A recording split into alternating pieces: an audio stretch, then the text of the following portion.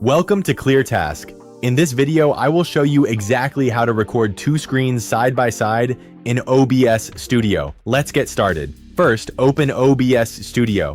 Go to the Scenes panel in the bottom left and click the plus icon to create a new scene. You can name this Dual Monitors. Next, move over to the Sources panel, click the plus icon and select Display Capture. Name it Monitor 1, click OK, select your first monitor from the Display drop-down menu, and click OK again. Now, repeat that exact same step for your second screen. Click the plus icon in Sources, choose Display Capture, name it Monitor 2, and select your second monitor. Here is the most important step. We need to expand your canvas so both screens fit side by side. Go to Settings in the bottom right corner and click on the Video tab. Look at the base canvas resolution.